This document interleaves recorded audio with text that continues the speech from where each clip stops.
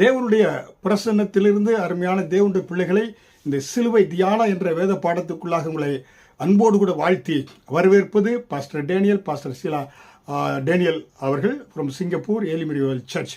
புரியுங்களா? இன்றைக்கு இந்த பூமி ரத்தம் சிந்தப்பட்ட ஒரு பூமியாக இருக்கிறது. ஏனென்றால் பூமியிலே மனிதனுடைய ரத்தம் சிந்தப்பட்டு இருக்கிறது.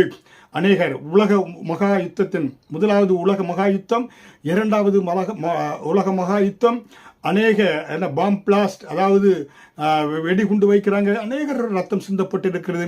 ஒருவருக்கு ஒருவர் கொலை செய்யும்போது பூமி ரத்தம் சிந்தப்பட்டக்கூடியதாக இருக்கிறது. அந்த ரத்தங்கள் எல்லாம் மூடப்பட்டதாக இருக்கிறது. ஆனால் வேதவசனம் மட்டும் அலறி சொல்லக்கூடியதாக இருக்கிற ஒருவருடைய ரத்தத்தை குறித்து யோபு 16வது அதிகாரம் வசனம் 18 பூமியே என் ரத்தத்தை மூடி போடாதே, பாருங்க, என் அலறுதலுக்கு மறைவிடம் உண்டாகாது இருப்பதாக என்று சொல்லப்பட்டு இருக்கிறது. ஹல்லேலூயா! ஏனென்றால் இது இயேசு கிறிஸ்துவின் ரத்தத்தை குறித்து சொல்லப்பட்டு இருக்கிறது. ஹல்லேலூயா! அருமையான தேவனுடைய பிள்ளைகளே, ஏனென்றால் இயேசு கிறிஸ்து சிந்திய ரத்தம் நமக்கு அநேக ஆசீர்வாதங்களை கொடுத்திருக்கிறது மனுக்குலத்திற்கு. ஹல்லேலூயா! அதனால்தான் நாம் பார்க்கிறோம் எபிரேயர் 12வது அதிகாரம் வசனம் 24 என்ன சொல்லப்பட்டிருக்கிறது? புதிய உடன்படிக்கையின் என உடன்படிக்கக்கூடியவராக இயேசு கிறிஸ்துவின் ரத்தத்தினிடத்திற்கு வந்தீங்க. இந்த ரத்தம் என்ன செய்கிறது என்றால் ஆபேலின் ரத்தம் பேசினதை காட்டிலும் நன்மையானவைகளை பேசக்கூடிய இயேசு கிறிஸ்துவின் ரத்தத்தினிடத்திற்கு வந்தீர்கள் என்று ஹீப்ரூ சாப்டர் 12 verse 24 எபிரேயர் 12வது அதிகாரம் 24 சொல்லப்பட்டு இருக்கிறது. ஆபேலின் ரத்தம் என்ன செய்யப்பட்டது? என் சகோதரன் காயுன் என்னை கொண்டு விட்டான், இதற்கு பழி வாங்கும் என்று தேவனை நோக்கி கூப்பிட்டது. அது எனக்கு நியாயம் வேண்டும் என்று.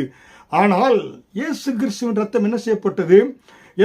தேவன் ஆதியிலே இருந்த பிதாவானவர் மனிதனை படைக்கின்ற பொழுது அவன் பாவத்தில் விழுந்து விடுவான். அதற்கு ஒரு மாற்று திட்டத்தை ஆண்டவர் வைத்து என்ன செய்தார்? தன் சொந்த குமாரனாகிய கிறிஸ்துவை இந்த பூமிக்கு அனுப்பினார். ஹல்லேலூயா! பூமியில அவர் ரத்தத்தை சிந்தி அவர் இன்றைக்கு என்ன செய்கிறார்? பிதாவின் இடத்தில் நமக்காக பரிந்து பேசக்கூடியவராக இருக்கிறார் என்று ரோமர் 8வது அதிகாரத்தில் கூட நம்ம பார்க்கிறோம். ஹல்லேலூயா! அவர் நமக்காக ஒவ்வொருவருக்கும் பாவ மன்னிப்புக்காக பரிந்து அவர் ரத்தம் பேசிக்கொண்டே இருக்கிறது என்று நாம் பார்க்கிறோம். ஹல்லேலூயா! அதனால் தான் இயேசு கிறிஸ்து ரத்தத்தை யாரும் மூடி போட முடியாது. ஹல்லேலூயா! அதனால் தான் இயேசு கிறிஸ்துவை குறித்து வேதவசனம் வெளிப்படுத்தினால் 13வது அதிகாரம் வசனம் 8 ரெவலேஷன் சாப்டர் 13 verse 18 இதோ இயேசு கிறிஸ்து உலக தோற்றத்துக்கு முன்பாக அடிக்கப்பட்ட ஆட்டுக்குட்டி. பிதாவானவர் மனிதனை உருவாக்கின்ற பாவத்தில் விழுந்து விட அவருக்கு தெரியும். அதற்காகவே இயேசுவை உலக தோற்றத்துக்கு முன்பாகவே அவர் அடிக்கப்பட்ட ஆட்டுக்குட்டியாக ஆயத்தப்படுத்தி வைத்திருந்தார் பிதாவானவர். ஹல்லேலூயா! பாருங்க, எப்படிப்பட்ட ஒரு தேவன்! மனுஷனை படைத்துட்டாயோ பாவம் செஞ்சிட்டானே அவர் தலையை சொரிஞ்சிட்டு இருக்கல. அதற்கு முன்பாகவே அவனை படைப்பதற்கு முன்பாகவே உலக தோற்றத்துக்கு முன்பாக அடிக்கப்பட்ட ஆட்டுக்குட்டியாக இயேசு கிறிஸ்து என்று இயேசு கிறிஸ்து சொல்லப்பட்டிருக்கிறது.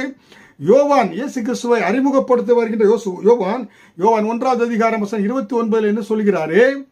இதோ உலகத்தின் பாவத்தை சுமந்து தீர்க்கிற தேவ ஆட்டுக்குட்டி என்று இயேசு கிறிஸ்துவை சொல்கிறார். ஹல்லேலூயா!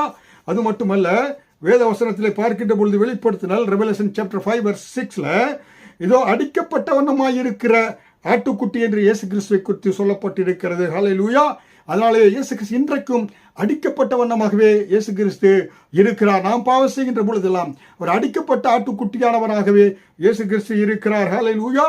அப்ப உலகத்திலே வந்த அநேகர் சிந்த ரத்தத்திற்கும் இயேசு கிறிஸ்து சிந்த ரத்தத்திற்கும் பெரிய வித்தியாசம் என்ன? அநேகர் பழி வாங்கி ரத்தத்தை சிந்திருப்பாங்க. ஆனால் இயேசுவின் ரத்தம் எப்படின்னா, பரிசுத்தமுள்ள ஒரு தேவனானவர் இந்த பூமிக்கு தேவகுமாரனானவர் பூமியிலே ரத்தமுள்ளவராய் மனுஷகுமாரனாய் பூமிக்கு தன் சொந்த ரத்தத்தை சிந்தி இந்த சரீரத்தை விலைக்குறையும் கொடுத்து வாங்கியிருக்கிறார். நம்முடைய சரீரத்தை, இந்த சரீரத்திற்கு நாம் சொந்தக்காரர் அல்ல.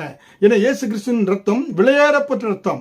எல்லாத்தையும் பணத்தை கொடுத்து வாங்கிடலாம். இயேசுவின் ரத்தத்தை பணத்தை கொடுத்து வாங்க முடியாது. அப்படிப்பட்ட விலையேறப்பட்ட ரத்தத்தினாலே நம்முடைய சரீரத்தை தேவாலயமாக மாற்றி இருக்கிறார்.